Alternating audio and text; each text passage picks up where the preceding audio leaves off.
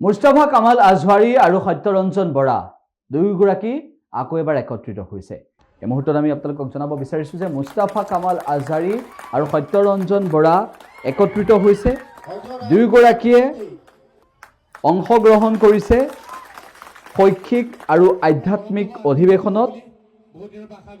Islamic শৈক্ষিক আৰু আধ্যাত্মিক অধিৱেশনত অংশগ্ৰহণ কৰিলে। লখিমপুৰত আয়োজিত এই ইছলামিক শৈক্ষিক আৰু আধ্যাত্মিক অধিৱেশনৰ জৰিয়তে এটা নতুন সংকল্প গ্ৰহণ কৰিছে মুস্তাফা কামাল আজহাৰী আৰু কুটুম্ব সুৰক্ষা পৰিষদৰ সভাপতি সত্যৰঞ্জন বৰাই। যাতে দাদাই গামোচাখিনি গাড়ীত ভৰাই লৈ যাব নোৱাৰে, হয়নে? তেনেকুৱা পৰিপাটি পৰ্ব মুস্তাফা কামাল আজহাৰী এখন ফুলাম গামোচাৰে। আপোনালোকে কাহিনীবোৰ নাজানে, মই ৰাতি গুৱাহাটী যোৱা নাছিলো। জেলৰ পৰা ওলাই মই ডিব্ৰুগড় গৈছিলো। ডিব্ৰুগড়ৰ পৰা মই বাই ট্ৰেইন দাদাৰ তত্বাৱধানত ৰাজধানীত মই এক প্ৰকাৰ পলায়ন কৰিবলগীয়া হৈছিলে। আৰু তেতিয়া মই যেতিয়া গুৱাহাটী গৈ পালো, গুৱাহাটী কামাখ্যা ষ্টেচনত নহয়, গুৱাহাটী পল্টন বজাৰত মোক আহি পেলাই আদৰি আৰু খুব মৰমেৰে ভাইটি হিচাপে মোক আগবঢ়াই লৈ গৈছিলে আমাৰ হিতু দাদাই। ইফালে বহি আছে আপোনালোকৰ সন্মুখত। কাৰোবাক বিপদত সহায় কৰাটোৱে পৰম ধৰ্ম হয়। আপুনি কোন হয়, ক'ৰ পৰা আহিছে, কি কৰে, সেইবোৰ আমাৰ চাব নালাগে। আমাৰ চাব লাগে কোনোবা এজন ব্যক্তি বিপদত পৰিছে নেকি। যদিহে পৰিছে আমি তেওঁক সহায় কৰিব লাগিব।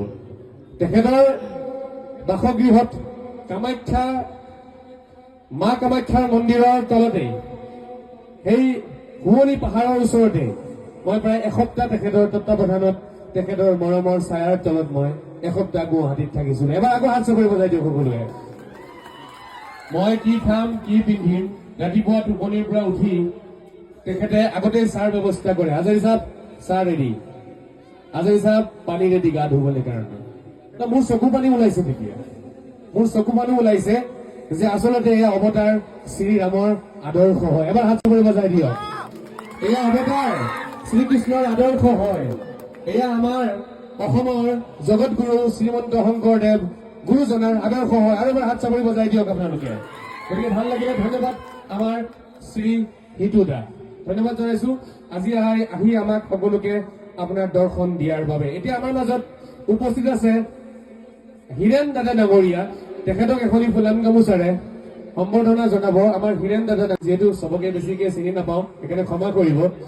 আমাৰ মাজত এতিয়া হীৰেন দাদা আছে, যিহেতু দাদাৰ লগত আছে যেতিয়া বাকীখিনি ধৰিব পাৰিছোৱেই।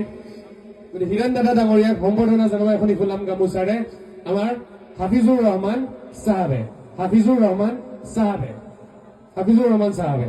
যিকোনো খবৰৰ বাবে যোগাযোগ কৰক 7099017330 লগতে 7099017110 নম্বৰত।